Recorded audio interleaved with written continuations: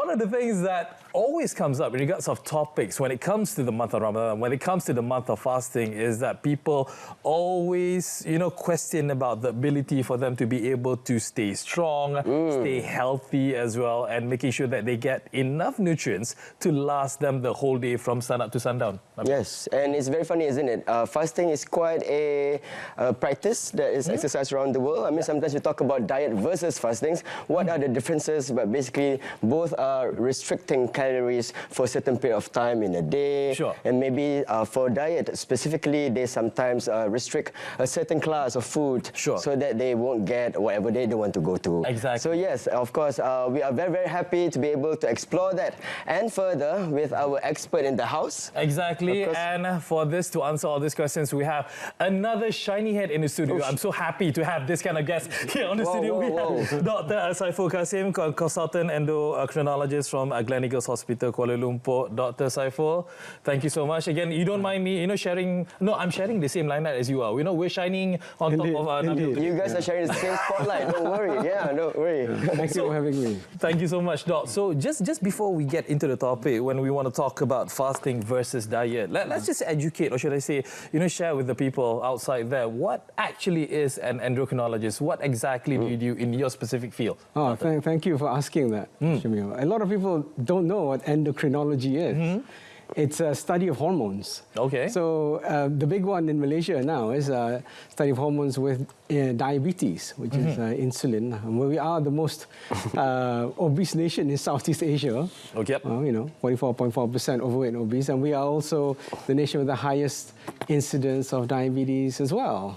And I think that's one of the biggest, the elephant in the room that we treat as endocrinologists. But there are other hormones. Okay. Hormones that come from the thyroid. Sure. Hormones that come from the master gland, the pituitary gland, and the hormones coming from the testes, the ovaries, the adrenal gland. So those are all the things that we deal with. Even bone metabolism. All right. So there's a lot of organs that we look at.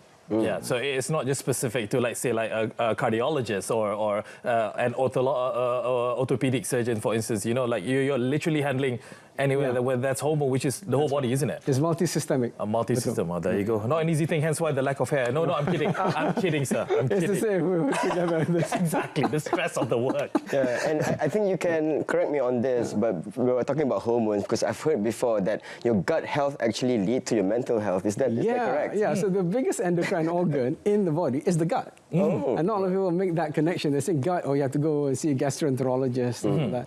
But obesity in itself is intricately associated with the gut. Yeah. But I think those obese people are okay because, happy tummy, happy life, right?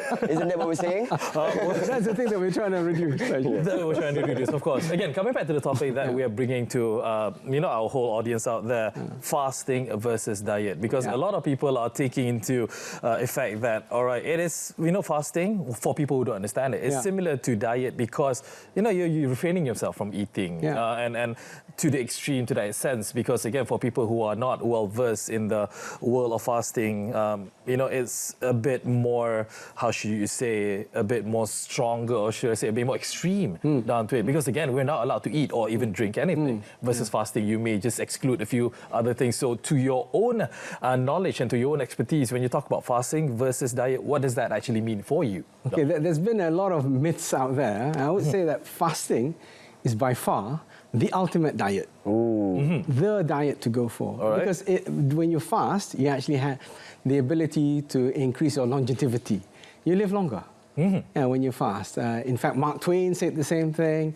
Even Aristotle said the same thing, and Rasulullah had said the same thing. I mean, if you look at the Islamic practice, you've got the Christian practice where they do Lent for 40 days.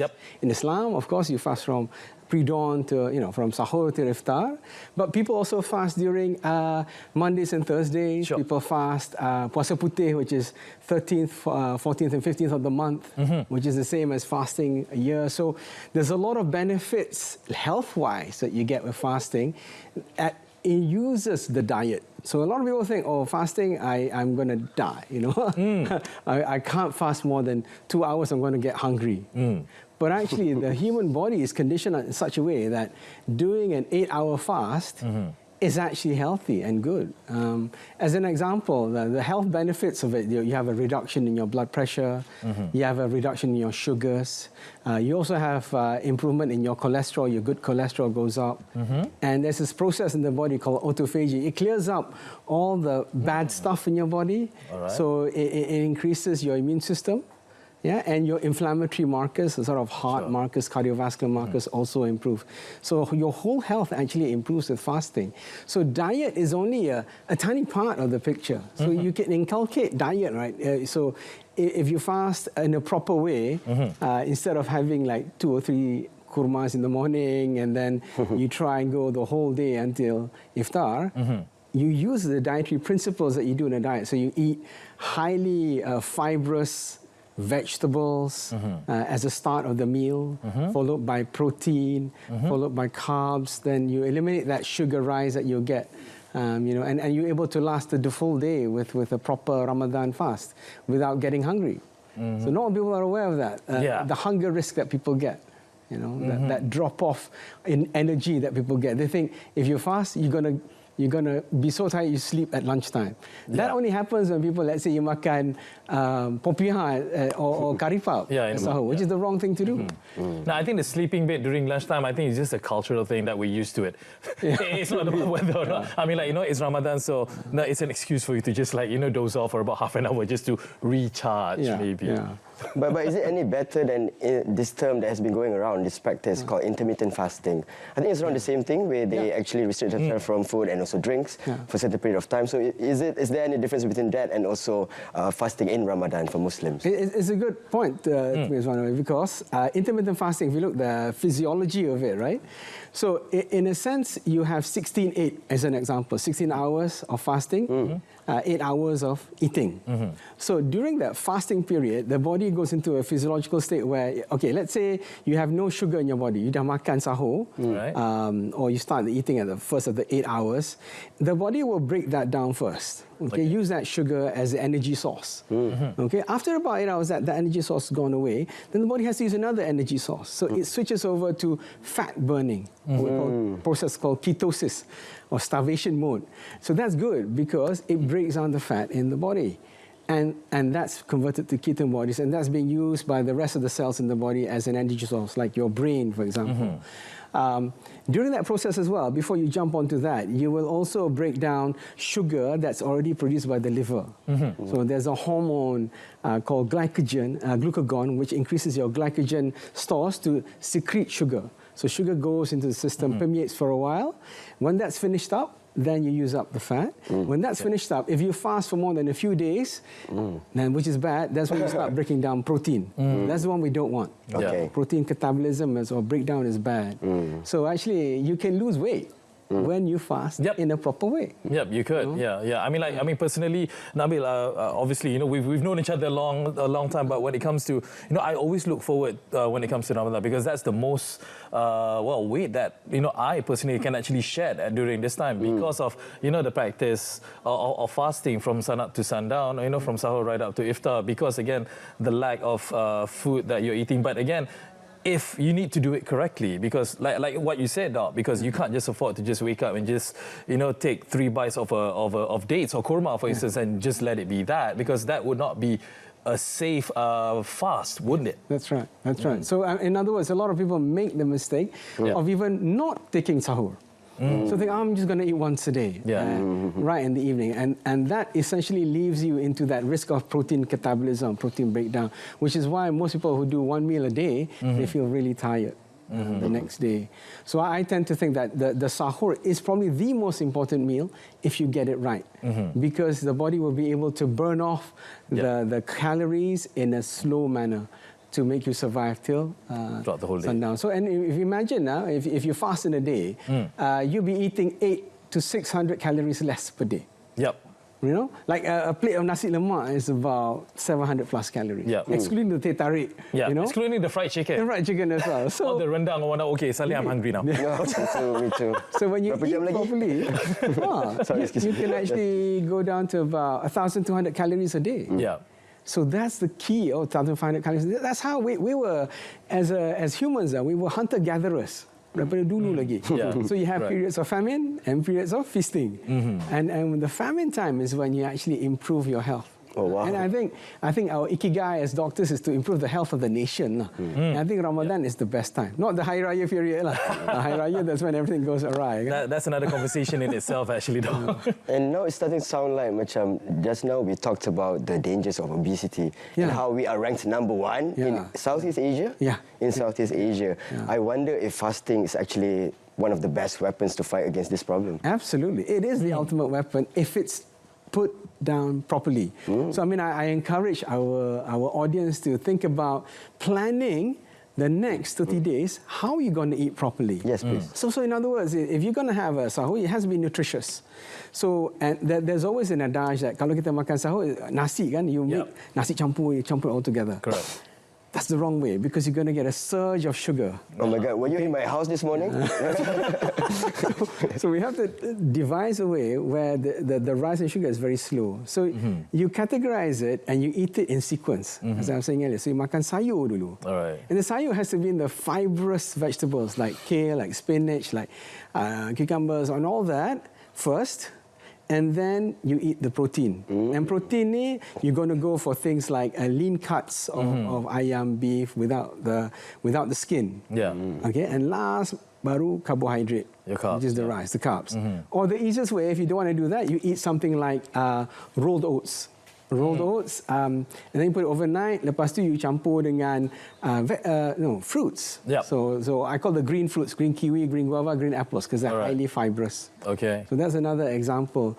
But our mistake, right? We always beli makanan dekat bazar Ramadan. Yeah, that's the thing. That's the one I wanted to tell you about. Because again, we are lavish enough, we're fortunate enough to actually have access to all of this kind of food, especially in the month of Ramadan. You know, with all the Ramadan bazaars and whatnot. And more often or not, 9 times out of 10, we get blindsided by how the choices that we have. You know, your ayam perchis, your nasi ulam, your whatever not. So again, that's a dangerous way to go down too. Actually, you can use Bazar Ramadan to your advantage. So you evade the murtabak and the rujak and all that. So when you go to Bazar Ramadan, and of course some people use it for their sahur as well. You buy things like tahu sumbat. Because tofu is protein. And you sumbat with veggie. Or you go for ayam percik, which you mentioned. Kan? So when you beli ayam percik, you kurangkan the kacang, the kuah kacang, and then you just take the skin away, and you limit the kuah, and that's your protein source. So you makan tahu sumbat dulu, with the veggie and the protein. Then you makan the ayam percik, and last baru makan nasi. Nasi should only be about that much. So suku separuh. So separuh is your vegetables, suku is the protein, suku is the nasi lah. And that's the key to the success. Our problem is, bila kita berbuka, it's all out. Yeah, it's all out. As soon as you finish your doa, then you know it's winner takes all. You know whatever that's on the table, isn't it? So you see the sirap bandung, you see the popiah, you see the even you got this air katira, whatnot, right? Oh my goodness. So it's like calorie overload, and guaranteed when you sembahyang maghrib or by the time you get Isha, you'll be sleepy. Because what happens, you have that huge glucose load. The insulin is trying to catch up to bring the sugar down. You can't. So, and then you feel sleepy after that because the sugar is still stuck in your blood vessels. It's not going to the cells. Wow. That explains the sleepiness during Tarawih. And our fault as well. We eat more. You know, that's something that we can't. I always tell my patients, if you want to eat only at iftar and don't eat after 8 p.m. All right. Because if not, your sugars can't be utilized by the body. All right, sure. So unfortunately, we're running out of time here. We would love to actually hear more of you, but we do want to let you leave this with one final note to all of our fellow audience, you know, last words, because again, we are very much literally at the beginning of this Ramadan month. So, you know, steps, again, avoid the murtabak, like you said, or maybe some things that you want to share with our audience. I would probably say I have this rule of 8. 8 being an ong number for Ramadan. Okay, first of all, bila berbuka, you use an 8-inch plate. The smallest plate, so that you don't overeat. Number one. Number 2, stop eating before you're 80% full. Like Sunnah Rasulullah. And number 3, lepas you makan, you do an 8-minute walk. 8 minutes after eating, do an 8-minute walk. If possible, 8,000 steps. if possible. In 8 minutes? But you expand it until after Tarawih, for example. Going to Tarawih, coming back from Tarawih. Sure. Okay, and then don't eat after 8 p.m. Okay. And 8 glasses of water, keep well hydrated between iftar and sahur. Okay. So 8 glasses of water. Hydration through the whole time lah. So that's the sort of the incremental 8 rules that you try to keep to, inshallah. Yep, so it is something that definitely both Nabil and I will be practicing. If not, we have been practicing it already, but something that we can, beef up a bit more, be more. You guys look fit. Thank you so much. Okay, teh tarik for berbuka later for you. And that's a good way to end the segment. Thank you so much, Dr. Saiful Kassim. That was good fun. The consultant endocrinologist from Gleneagles.